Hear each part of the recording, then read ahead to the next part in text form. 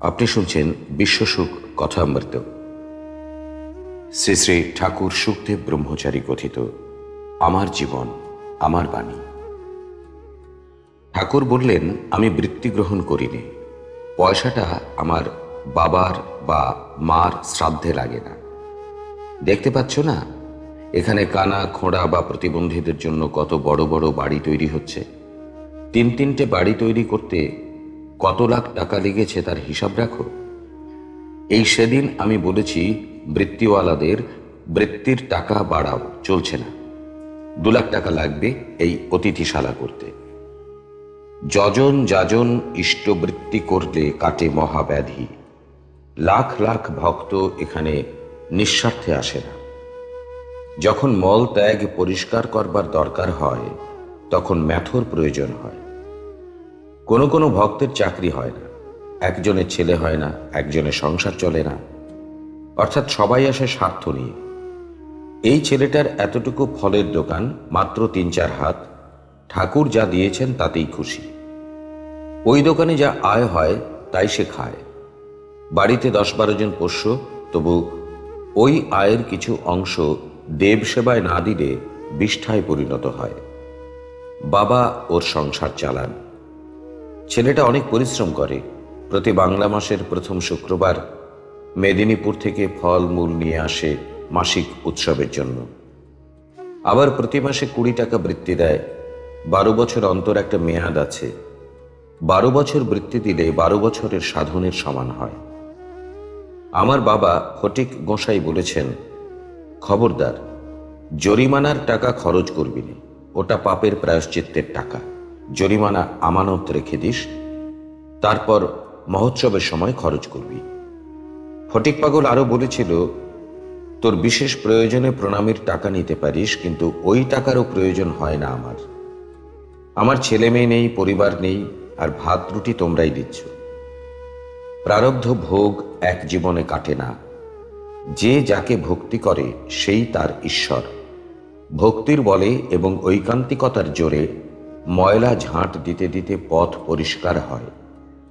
তবে বিবেক জ্ঞান থাকা চাই, অর্থাৎ গুরু কৃপা লাভ করলে প্রারব্ধ ভোগ কমে যায়।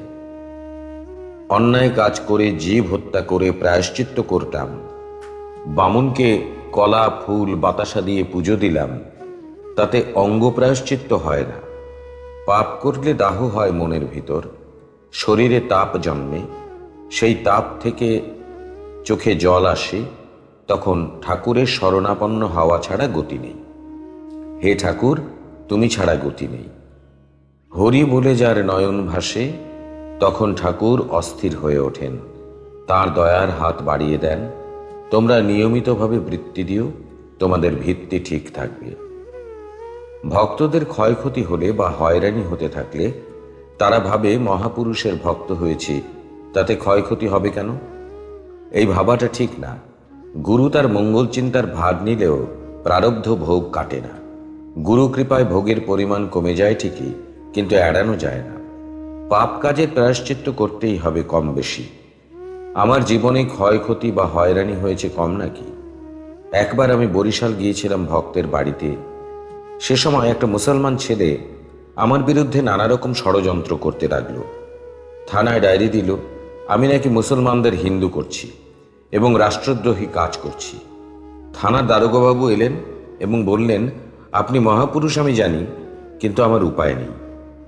আমার আগের দারোগা আপনার বিরুদ্ধে কিছু করেননি বলে তাকে সরিয়ে দেওয়া হয়েছে। আমাকে অ্যারেস্ট করলো। প্রথম থানার হাজতে, তারপর কোর্ট হাজতে নিয়ে গেল। আমার সঙ্গে ছিল ধলা। কেস দিল 54 ধারা, অর্থাৎ সন্দেহ যে আমি রাষ্ট্রদ্রোহী।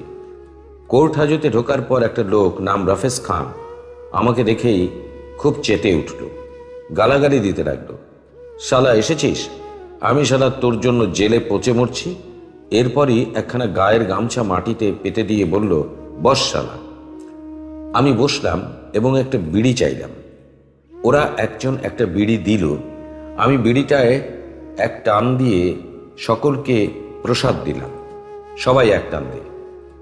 এদিকে সবাই অবাক হয়ে রফেজের মুখের দিকে তাকিয়ে রয়েছে। এ কথাটা যে বলল তার মানে কি? রফেজ কি চেনে আমাকে? এরপর রফিজি কৌতূহল নিবৃত্তি করল।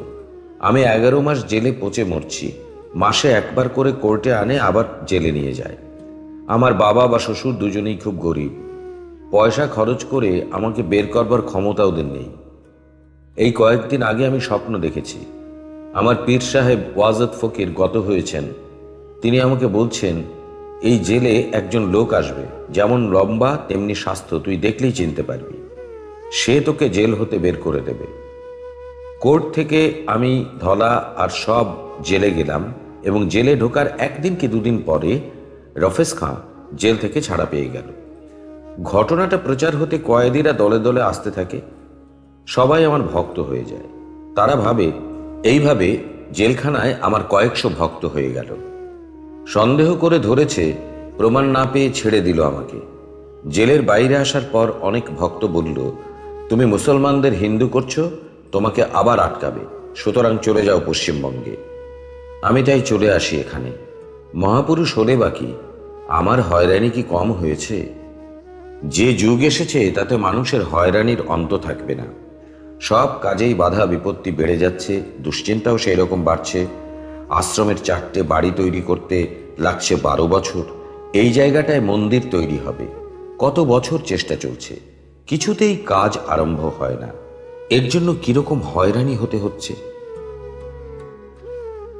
আপনি শুনলেন বিশ্বসুখ কথামৃত, শ্রী শ্রী সুখদেব ব্রহ্মচারী কথিত আমার জীবন আমার বাণী।